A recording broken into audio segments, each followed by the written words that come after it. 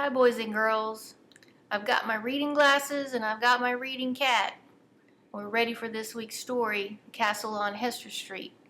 I have some shout outs. Shout out goes to Tyler and Charles, the Panthers, for both winning their games on Saturday. And I had a lot of fun going to those games. And also a shout out to Joseph, who had an amazing day on Friday. Hope to have a lot more of those.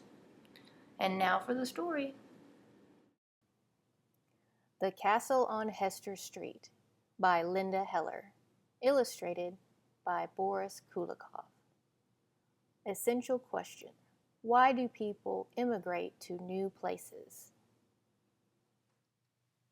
One day, while Julie was visiting her grandparents, her grandfather said, "Did I ever tell you about my good friend Moisha?" "You told me about Herschel, the famous astronomer," Julie said with a giggle, "the one who discovered that the moon is a matzah." "And you told me about Bessie, your little cousin, whose braids were so long she used them for jump ropes, but you never told me about Moisha." "Moisha the goat was from my village in Russia," Julie's grandfather said. "He pulled the wagon I rode in when I came to America. Not only could Moisha leap across oceans the way others jump over puddles, but he also could sing. We started singing the moment we left Russia. 9,092 miles to go, 9,092 miles. After we pass that small patch of snow, we'll have 9,091 miles to go." Julie was about to join in when her grandmother said, "Saul, what are you telling that child?" "A true story, just the way I remember it, Rose dear," Julie's grandfather said. "Moisha's wagon was solid gold. It shone like a shooting star when we flew over the ocean." "That's a story, all right, but it's not true," Julie's grandmother said. "Grandpa came on a boat, like I did.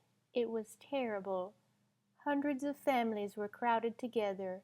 Babies were crying. Bundles were piled over.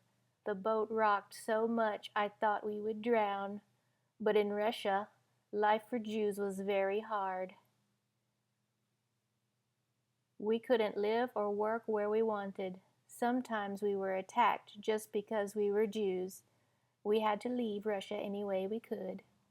As her grandmother spoke, pictures grew in Julie's mind of her grandparents leaving their country and crossing a rough winter ocean on a boat so crowded they could hardly move. "Grandpa, is that how you really came?" Julie asked, looking sad. "Yes, it was," Julie's grandfather said. He, too, looked sad, until he added, "But what a welcome I got when I arrived. President Theodore Roosevelt rode his horse through a blizzard of ticker tape to greet me. 'Hello, Saul,' he said. 'Mighty glad you could come.'" "Don't listen to another word," Julie's grandmother said. "Grandpa's brother Morris met him. The boat docked first at Ellis Island. We sat for hours and waited to be inspected. Not everyone who came could stay. If you were sick, you had to go back. I was so afraid they would find something wrong with me, but thank God I passed every test." "Hooray!" Julie shouted. "Thank you, dear," Julie's grandmother said. She gave her a kiss and said, "I have something to show you." Then she went to the closet. Julie's grandfather leaned closer and whispered to Julie, "Everyone who came here was given a castle. Mine was on Hester Street.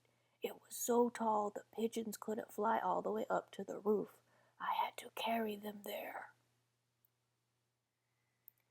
Julie's grandmother came back to the sofa, carrying a box. "Did Grandpa tell you about the horrible little room he shared with Louis, the cigar maker, and Herman, the tailor?" she asked as she sat down. "In those days, people had to take in boarders to help pay the rent. Life was hard. Grandpa had a push cart. He sold buttons 14 hours a day, 6 days a week. The only rest he got was on Sabbath." "Poor Grandpa," Julie said, and she patted his hand. Julie's grandfather was quiet for a moment. Then he said, But what buttons I had! Buttons carved from diamonds, emeralds, and rubies, buttons as big as saucers, buttons as big as plates, buttons you could use as sleds in the snow. Julie's grandmother sighed loudly. Grandpa sold small buttons, small enough to fit through buttonholes. I'll show you, she said as she opened the box. The box was filled with photographs. Julie's grandmother took out an old photograph in a cardboard frame. In it, Julie's grandfather stood next to his pushcart, which was full of little buttons. Grandpa looks so strong, Julie said, feeling proud.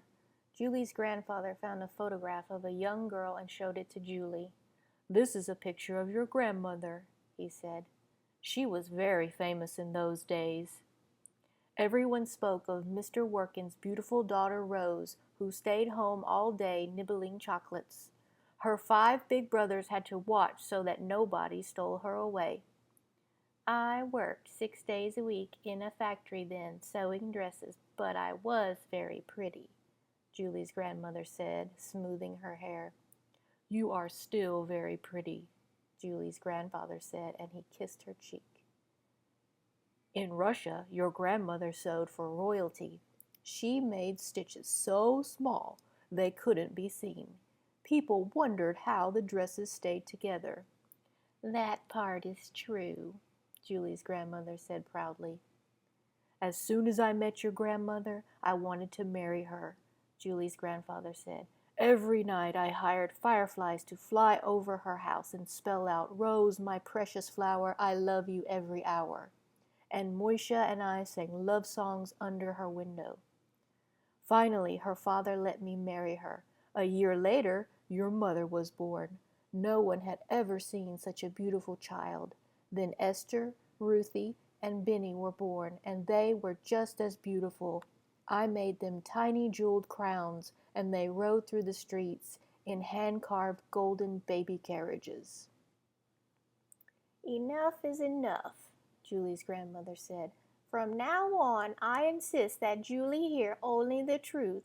Grandpa and I had to work even harder to feed all those babies, but we didn't mind. We had something more valuable than jeweled crowns and golden baby carriages. We had each other, and we were free to live as we wanted. That's the truth, Rose dear, Julie's grandfather said, and from now on that's all that will pass through my lips.